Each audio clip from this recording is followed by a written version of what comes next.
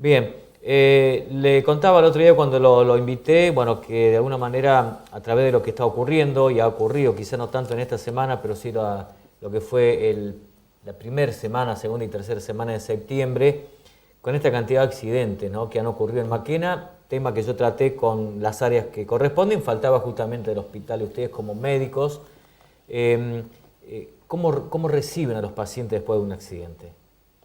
Bueno, la metodología es siempre la misma, es decir, la primera respuesta siempre lo da personal de bomberos junto con policía y el 107.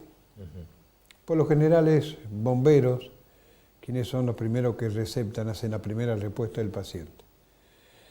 Mientras ellos están yendo al lugar del accidente, nos avisan a nosotros, no solamente a los compañeros, a los bomberos que están de guardia, sino a través de la sirena, que algo está ocurriendo, sea incendio o accidente. Sí, sí, sí. Entonces inmediatamente ya se pone en comunicación telefónica ambas instituciones y nos dan a conocer cuáles son las características del hecho.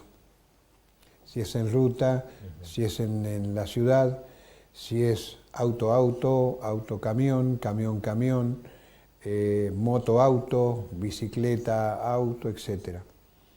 Entonces, una vez que se tiene los primeros datos, cuando ellos llegan ya dan a conocer a través del despacho que ellos tienen de la sala de operación las características de los distintos heridos. Entonces, eso a nosotros nos da la posibilidad de preparar la sala de urgencia o de emergencia, la guardia central, para saber cuáles son las cosas que tenemos que movilizar y preparar para tener inmediatamente la primera respuesta. Se derivan a Ciudad Río Cuarto de acuerdo a lo que ustedes evalúen, si es que se puede quedar por algunas horas, algunos días en el hospital, y si no, tienen que ser derivados a Río Cuarto. Lógico. Lo más importante es esto. Existe, dentro de lo que vendría a ser la emergencia, la llamada hora de platino, la hora de oro. La hora de platino serían aproximadamente los primeros 10 o 15 minutos que tarda los bomberos, en este caso, en llegar al accidente y dar la primera respuesta sobre los pacientes. De ahí, una vez que ellos hacen la primera atención, existe la hora de oro.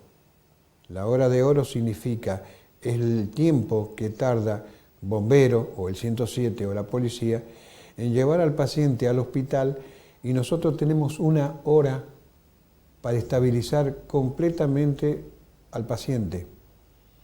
Si el paciente, por lo tanto, supongamos llega a las 2 o 3 horas por un accidente grave y las posibilidades de sobrevida o las secuelas que pueden quedar son gravísimas y no va a haber recuperación en un futuro para ese paciente.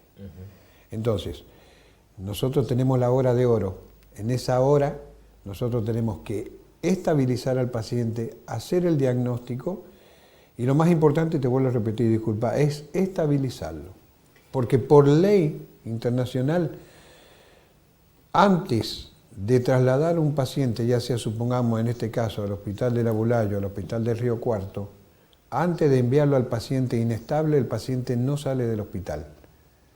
Porque corremos el peligro en esos 100 kilómetros el paciente fallezca. Claro, o tenga una descomposición, digamos, dentro de lo que es el viaje, ¿no? Entonces, la primera respuesta que nosotros damos es, a ver, tipo de lesiones, estabilizarlo, no solamente la parte respiratoria, sino la parte circulatoria, hacer las radiografías correspondientes, colocar la tabla, estabilidad cervical, y hacer en todo caso un diagnóstico, el primer diagnóstico, y saber qué tipo de paciente estamos llevando para que nosotros podamos informarle a los colegas del Río Cuarto, de la Bulaye, las características, cosas que ellos esperen al paciente y sepan que o movilizan traumatología o cirugía o directamente los clínicos. Doctor Enz, desde el hospital y ustedes como médicos, ¿hay preocupación en cuanto a la cantidad de accidentados que hay? Estamos hablando quizás no tanto en ruta, pero sí los accidentes que han ocurrido. Usted me contaba el otro día que en 2 horas atendieron 4 accidentados. Sí, 4 accidentes. Recibí los 4 accidentados de moto. Y eso realmente para lo que es una población como la nuestra es mucho. Sí, claro que es mucho. ¿Sí? Sí, es mucho. ¿Por Es qué? demasiado. Pero aparte, como por ejemplo, a ver, si me dijese que esos accidentes se producen son fortuitos, bueno, perfecto. Pero desgraciadamente son accidentes que se podían haber previsto. Claro, son evitables, digamos. Los accidentes son Exceso de evitables. Sí, sí, velocidad, sí. falta de casco, las características del día, de la calle, la imprudencia.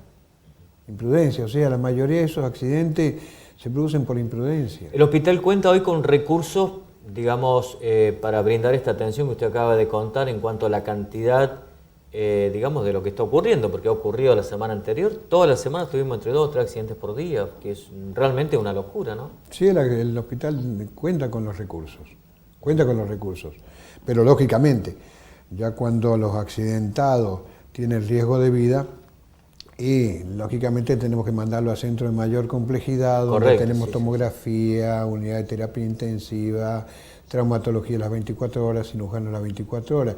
Pero para dar la primera respuesta, sí, estamos realmente completos. Digo, como para que también el vecino que por ahí está viendo o a veces escucha la radio, para que tome conciencia, ¿no?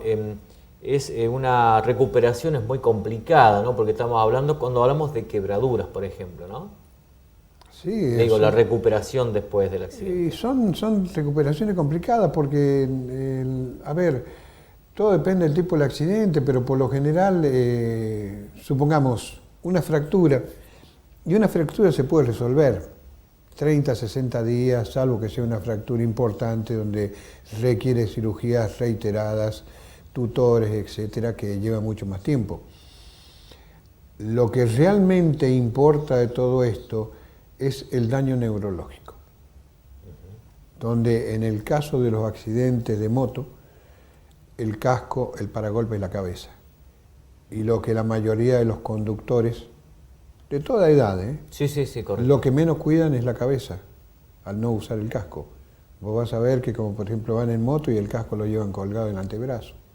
Sí, además la cabeza, las manos y las piernas, ¿no? Cuando va una criatura, las piernas son las que van y pegan contra Es un lógico. auto, ¿no? Si, Y por siempre ahí, hablando como de por moto, ejemplo, ¿no? vas a ver el caso de que va el padre, va la madre y en el medio va una criatura sin casco y ellos creen que al cubrirlo, en tenerlo cubierto por los cuerpos de los adultos, la criatura va con riesgo cero. Pero no es así. No es así, desgraciadamente, Porque no es así. como choca el vehículo, El choca cuerpo, con el el cuerpo golpe del está mismo. despedido, Exacto. se despide, entonces lo primero que va es la cabeza. Doctor Enz, para terminar este tema y pasar a otro, ¿cómo cree usted que esto se puede revertir aquí en la localidad? Es cultural, es cultural, es una educación. Así como nosotros somos educados en el ambiente familiar y después nos llevan al colegio, a la escuela, a la secundaria, a la universidad,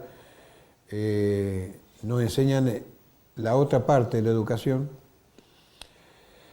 Esto es cultural. Es decir, de golpe vas a encontrar padres que van con sus hijos sin cinturón de seguridad atrás, lo llevan adelante. Y a ver, ¿qué le enseñamos al hijo cuando el nene viene y dice, papá, pasaste en rojo? O sea, ¿qué tipo de educación le estamos dando? Papá, entraste en contramano. Papá, pasan primero los peatones. Cállate, mocoso. Sí. Eso por un lado. Y segundo, por otro lado, que yo siempre hablé con los expertos en Córdoba, es que así como existen materias que son básicas en la primaria, en la secundaria, en la universidad, tiene que existir una materia que se llama educación vial. Que es más complicado y que no hay todavía, ¿no? En el jardín de infante, en primer grado, en la primaria completo, en la secundaria y en la universidad. Educación vial. Porque sin lugar a duda, una de las causas, las primeras causas de muerte a nivel mundial son los accidentes de tránsito y la Argentina va entre los primeros lugares a nivel mundial. En otro tema, ya para terminar, hablaba un poquito de la función que cumple hoy el hospital y la cantidad de atenciones que han tenido. Usted me ha traído un relevamiento desde el mes de junio. Sí, sí. Gracias a Dios cada vez hay más atenciones de pacientes, no solamente por consultorio, sino también en la guardia. Últimamente existió la posibilidad de que la municipalidad habilitase uno de los dispensarios, porque la política justamente del hospital, ¿cuál era? A través de un estudio realizado de hace tiempo atrás, como yo siempre dije, y hablando con los funcionarios, principalmente con el señor intendente, don Héctor, llegamos a la conclusión que la mejor forma de poder llegar a la comunidad es descentralizar la salud. Sí, sí. Entonces se abrió un dispensario que realmente asombra inclusive la cantidad de gente que se va a hacer atender allí por una cuestión de comodidad. Ahora se abre otro dispensario que ya está a punto de abrirse en el barrio Pueyrredón y se están haciendo tratativas para el San Vicente. Entonces de esa forma vamos a descentralizar el hospital y el hospital se va a poder dedicar mucho más a lo que realmente tiene que ser un hospital, que es las urgencias y emergencias. Si hablamos de número, doctor Enz. Y de número podemos hablar, acá lo tengo.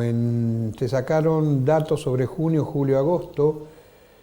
La atención por consultorios en junio fue de 1.119 pacientes. Y fíjate vos, fue en consultorios donde hay un importante número de profesionales. Y por guardia, que hay un solo médico las 24 horas, ese mismo mes se hizo 1.075 pacientes. 1.075 pacientes contra 1.119 pacientes que son atendidos por esta cantidad de profesionales. Lo atendió un solo médico. En ese momento se abre el dispensario y en enfermería ya empezó a tener 76 prácticas de enfermería, lo que haría un total en junio de 2.270 atenciones entre hospital y el dispensario. En julio, consultorio hizo 1.041 y atendidos por guardia fueron 508 porque normalmente salen de vacaciones, las vacaciones de los chicos, disminuye Exacto.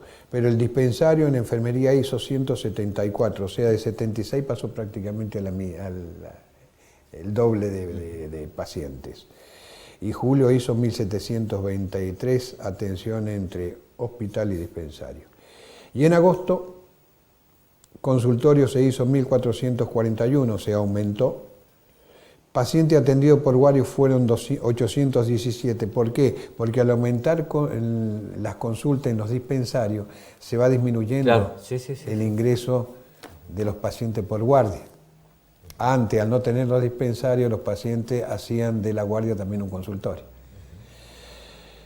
Dispensario de enfermería allí aumentó nuevamente a 303 atenciones, ya empieza a atender en el dispensario el profesional el doctor Faría y se hace 152 atenciones y vacunación se empieza a hacer y son 37 casos, lo que hace un total en todo agosto de 2.750, o sea, junio 2.270, julio 1.723, y agosto 2.750, lo que hace un total en 3 meses aproximadamente 6.800 pacientes. Doctor, como siempre, muchas gracias por venir. No, gracias a ustedes, muy amable.